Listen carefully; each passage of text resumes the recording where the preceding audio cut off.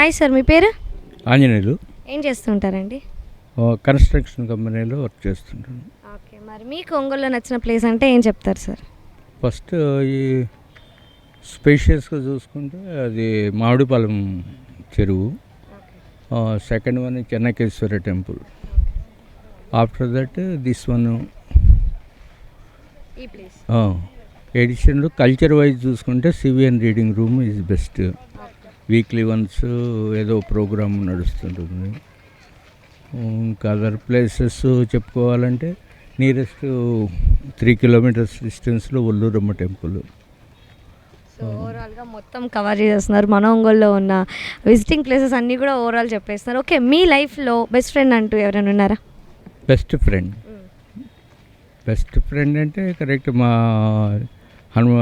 ఆంజనేయులని అవుతుంది. Okay sir, ఇప్పుడు రీసెంట్గా చాలామంది ఇన్ఫ్లుయెన్సర్స్ కావచ్చు, వీళ్ళందరూ కూడా బెట్టింగ్ యాప్స్ ప్రమోషన్స్ చేస్తున్నారు. ఆ ఇంపాక్ట్ అనేది యూత్ మీద చాలా బాగుంటుంది. కొంతమంది సూసైడ్స్ చేసుకొని చనిపోవడం కూడా జరిగింది. సో ఈ బెట్టింగ్స్ యాప్స్ గురించి మీరేం చెప్తారు? యూత్కి మీరు ఇచ్చే మెసేజ్ ఏమైనా ఉందా? మోరల్ వాల్యూస్ ఉండేటువంటి ఏ పర్సన్ కూడా ఈ బెట్టింగ్ వాల్యూస్కు వీటికి ఇంపార్టెన్స్ ఇవ్వడు. ఎప్పుడైతే అత్యాశ, మనిషికి ఆశ అత్యాశ అనేది రెండు ఉంటాయి. ఆశతోటి ఉండేటువంటి మనిషి తన కష్టపడాలా, దాంట్లో రూపాయి మిగుల్చుకోవాలా, దానికి సేవింగ్స్ మాదిరిగా డెవలప్ చేసుకోవాలనుకుంటాడు. అత్యాశ మనిషి ఏంటంటే రూపాయిని 10 రూపాయలుగా కావాలనుకునేటువంటి కోరిక ఉంటుంది. అటువంటి వాళ్ళు వచ్చేసి చివరికి వచ్చేటప్పటికి చాలా నష్టపోతున్నారు. ఆ నష్టాన్ని అనేటువంటిది ఒకప్పుడు మాస్టర్ ప్లస్ అని వచ్చింది.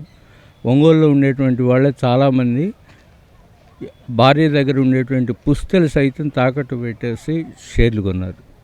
అప్పుడు 10 రూపాయల షేర్ 103 రూపాయలు అమ్ముకున్నటువంటి వాళ్ళందరూ బెనిఫిట్ అయినారు.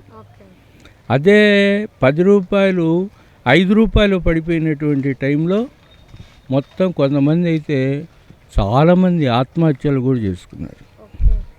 అది పివి నరసింహరావు గారి టైంలో జరిగింది. మరి మీరు చెప్పేటువంటి ఆ బెట్టి అది అంతవరకు అయితే ఫైనాన్షియల్గా నష్టపోతాడు. ఈ బెట్టింగ్ అనేటువంటిది మనిషి టెన్షన్ తోటి కూడా చచ్చిపోతాడు. అది. So thank you so much sir, చాలా వాల్యుబుల్ మాటలైతే మాకు చెప్పారు. Thank you so much sir.